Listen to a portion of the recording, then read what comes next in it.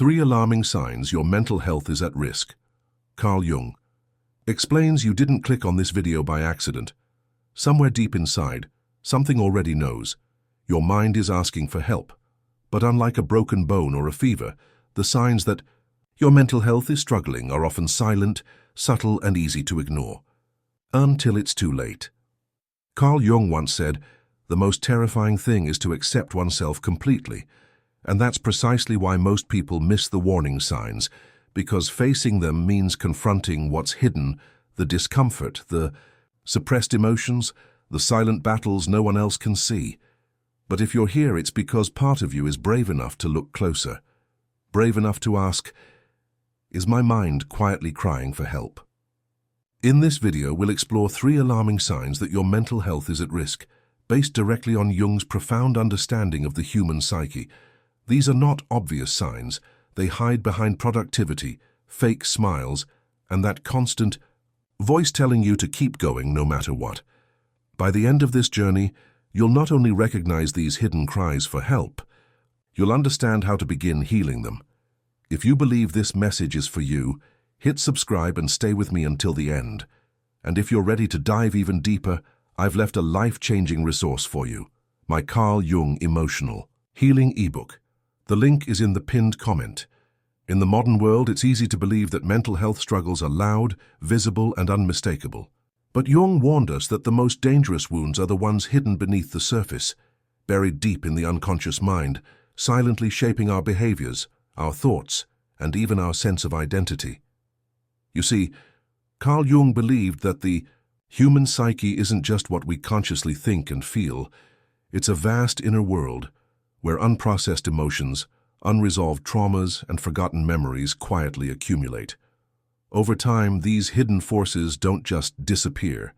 They gather, strengthen the unconscious, and begin to manifest through subtle yet destructive patterns. And often, before we realize it, our mental health begins to erode. What makes this dangerous is that these warning signs don't come with sirens or flashing lights. They appear as habits we normalize, emotions we dismiss, and discomfort we push aside. Jung called this the shadow, the unseen part of the self that holds everything we refuse to acknowledge. But ignoring this shadow comes at a high cost. Jung believed that when we suppress our darkness instead of confronting it, it doesn't fade away. It gains control over us. Our inner world becomes a battleground where anxiety, depression, and emotional numbness quietly take root. If you've found yourself disconnected, overwhelmed, or strangely detached from life's joys and pains, this isn't a coincidence. These could be the earliest signs that your mental health is at risk. And without bringing this struggle into conscious awareness, it can spiral into a far deeper crisis. But here's the truth Jung so powerfully taught. The path to healing doesn't begin in avoidance. It begins with awareness, with the courage to face what's uncomfortable, and with the willingness to explore the silent parts of yourself you've long ignored. Today, we'll uncover the 3 most alarming signs that your mental health is calling out for help, and how Jung's timeless insights can guide you back to inner balance before it's too late. The first alarming sign: emotional numbness disguised as peace. One of the most dangerous threats to your mental health isn't the overwhelming presence of pain, but the complete absence of feeling. This state, known as emotional numbness, often disguises itself as peace. But make no mistake, it is not peace. It is the soul's desperate attempt to survive when the weight of unprocessed pain becomes too heavy to bear. Carl Jung warned us that the unconscious mind does not forget what the conscious mind refuses to process. Instead, those unresolved emotions, the grief, the shame, the heartbreak, become exiled into the deepest parts of the psyche. There, in what Jung called the shadow, they don't disappear, they wait. And while they wait, something profound happens. To avoid the unbearable confrontation with these hidden wounds, the psyche begins to shut down emotional responsiveness altogether. This is not healing, it is defense. It's the mind's emergency survival mechanism to keep you from breaking apart entirely. At first glance, this emotional deadening feels like control.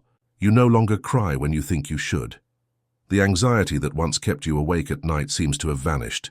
You convince yourself that you've moved on, that you're strong and unshaken.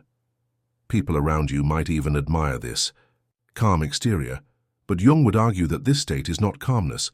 It is psychic withdrawal, a subtle yet dangerous condition where the soul slowly retreats from life to avoid further injury. And this withdrawal comes at a devastating cost. You don't only numb the pain, you also numb the joy, the passion, the wonder that makes life meaningful. Ask yourself, when was the last time you felt genuine excitement about something?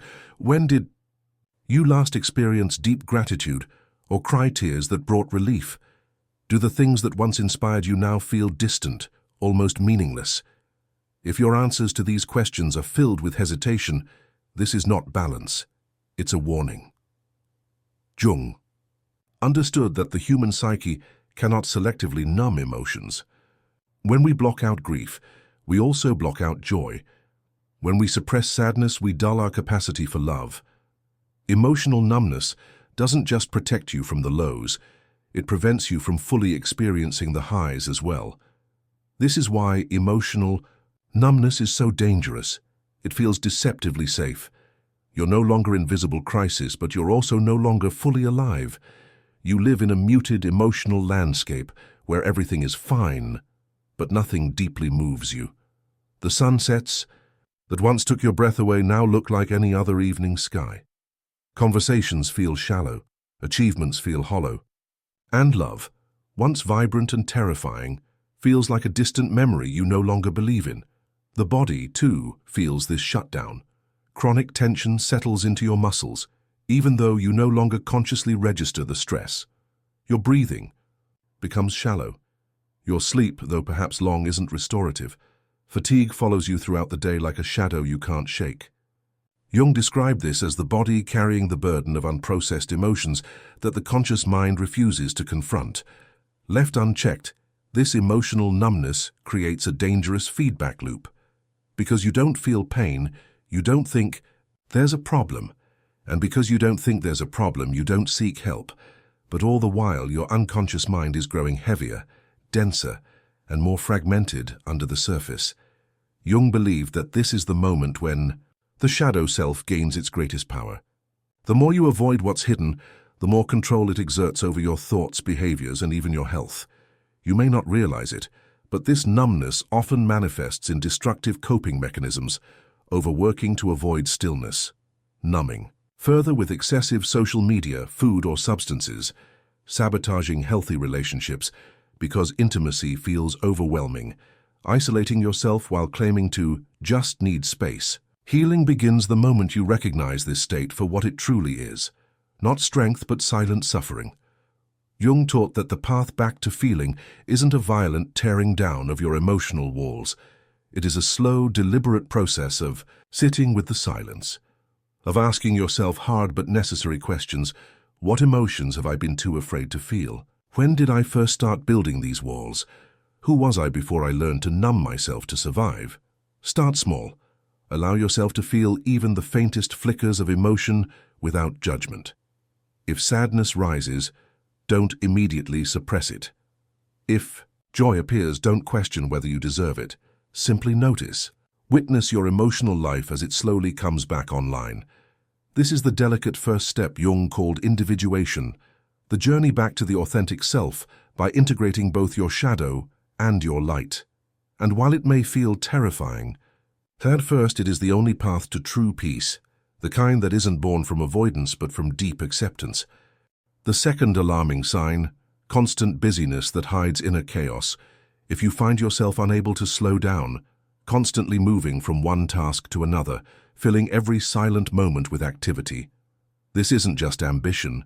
It may be a sign that your mind is running from itself. Carl Jung observed that modern people often use busyness as a sophisticated defense mechanism. On the surface, this lifestyle looks productive and even admirable. But behind the relentless schedules and endless to-do lists lies something far more concerning, the fear of meeting oneself in stillness. When you're constantly busy, there's no time to sit quietly and listen to what's stirring beneath the surface, and this is precisely why so many people unconsciously choose distraction over reflection. In the absence of noise, the real questions rise. Am I truly happy? Is the life I'm building actually fulfilling me? What emotions have I avoided for so long that I no longer know how to feel them? These questions are heavy, and if your mental health is on shaky ground, your unconscious mind will do everything it can to avoid them.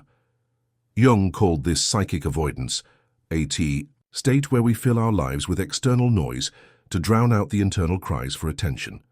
This pattern often starts innocently. You take on a few extra projects to stay productive. You pack your weekends with social events to avoid lonely nights.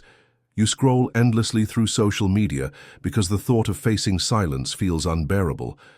But over time, this busyness becomes your prison. And yet, no matter how many activities you stack on your calendar, that low hum of unease never really goes away, does it? Late at night, when the world quiets down, it returns. That ache in your chest, the racing thoughts, the uncomfortable awareness that something is missing, but you're not sure what. Jung believed that this hyperactivity is the ego's desperate attempt to maintain control. Your conscious mind fears what might surface if you slow down, so it convinces you that constant productivity is necessary. But the truth is, if you're always moving, you never have to confront the parts of yourself that feel empty or broken. And what's worse, this chronic state of doing masks itself as success. You achieve more, but feel less satisfied.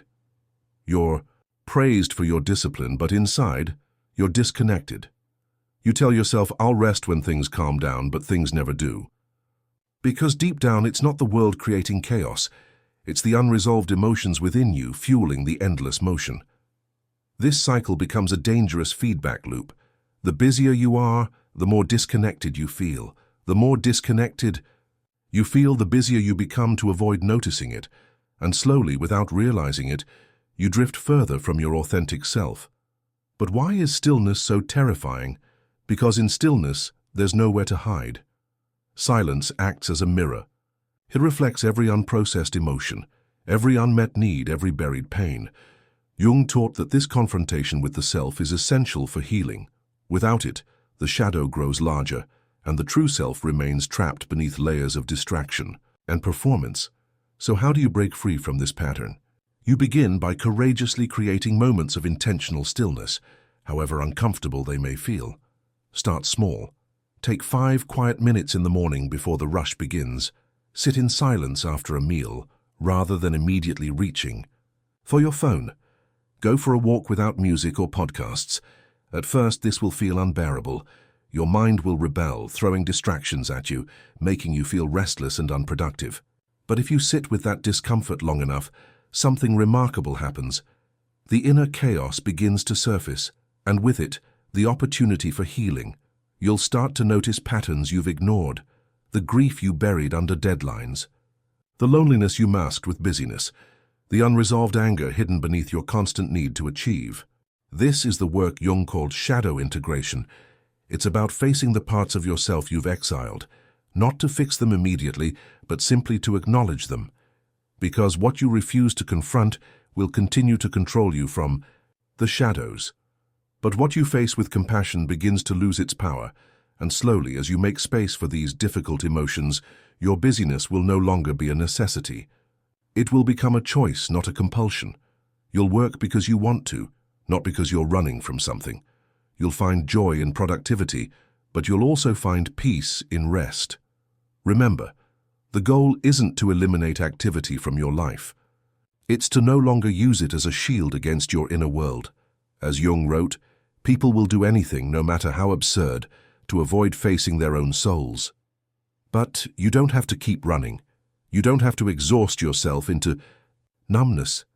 True healing begins when you have the courage to stop, even for a moment, and listen to what your soul has been whispering all along. The third alarming sign, a hidden loss of purpose and meaning. If you've ever sat in a room full of people and felt completely alone. If you've reached milestones you once dreamed of, only to feel a quiet emptiness afterward. You've experienced the third alarming sign that your mental health is at risk, a hidden and growing loss of purpose and meaning. Carl Jung believed that at the core of every psychological struggle lies a spiritual question. Why am I here? When? That question remains unanswered, or worse, when we stop asking it altogether, we begin to drift aimlessly through life. This is what Jung referred to as the soul's crisis. It's a silent erosion of meaning that doesn't always look like depression, but feels like a life lived on autopilot. On the outside, everything seems functional. You wake up, you go to work, you fulfill obligations, you check the boxes society has given you: career, relationships, material success. But inside, a quiet despair begins to take root. A sense that no matter what you achieve or pursue, it never feels like enough. Jung warned that modern life often traps us in a cycle of material pursuits while starving our spiritual and emotional selves. When we ignore the deeper longings of the soul, the need for connection, for meaning, for authentic expression, we begin to experience what he called spiritual exhaustion. It's not a tiredness that rest can fix. It's the fatigue of living, disconnected from what truly matters to you. This loss of purpose often starts subtly. You notice a lack of enthusiasm for things that once excited you. Small pleasures feel dull. You find yourself asking, "What's the point?" more frequently, even if only in the back of your mind. Days begin to blend together, and life feels like a series of repetitive actions rather than a meaningful journey. Left unchecked, this existential emptiness becomes fertile ground for anxiety, depression, and destructive behaviors. Jung believed that when we lose our connection to meaning, we unconsciously seek out unhealthy coping mechanisms to fill that void: addictions, toxic relationships, compulsive behaviors, all in an attempt to feel something. But why does this happen?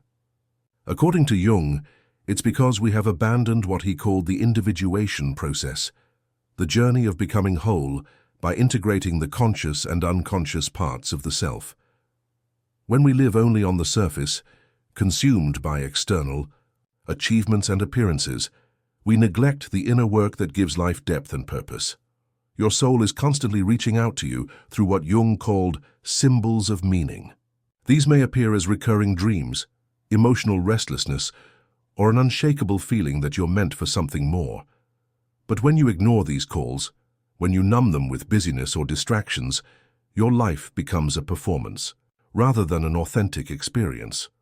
The most dangerous part of this state is how easily it becomes your normal. You forget what it feels like to be deeply inspired.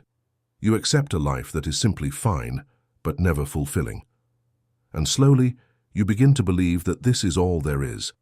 Jung believed that reclaiming your sense of purpose isn't about making massive external changes. It's about going inward and asking the questions you've been too afraid to face. What did I once love but abandoned to be more practical? When was the last time I felt truly alive? Am I living the life I chose or the life others expected of me? This is where the real work begins. Purpose isn't something you stumble upon by accident. It's something you uncover by reconnecting with your authentic self, the self you silenced to fit into roles and expectations. Jung believed that the soul always knows what it needs to feel whole. But we must be willing to slow down and listen. Start by noticing what stirs even the faintest spark of life within you. It might be creating something with your hands.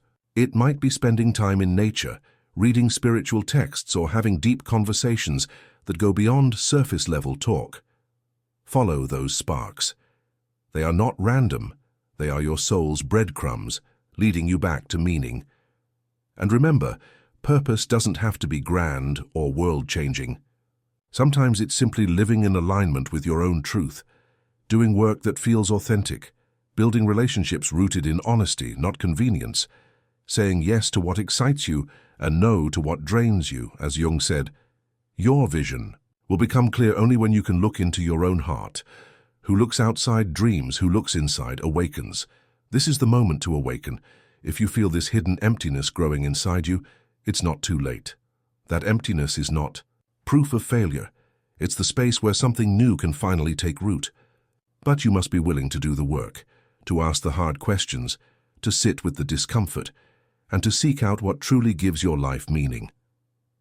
When you begin this journey back to yourself, everything changes. The simplest moments regain their beauty.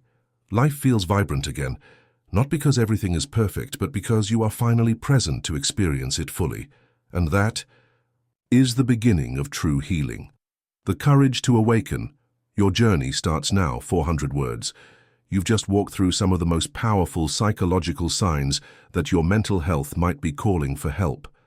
But remember, awareness is never the end of the road. It's the doorway.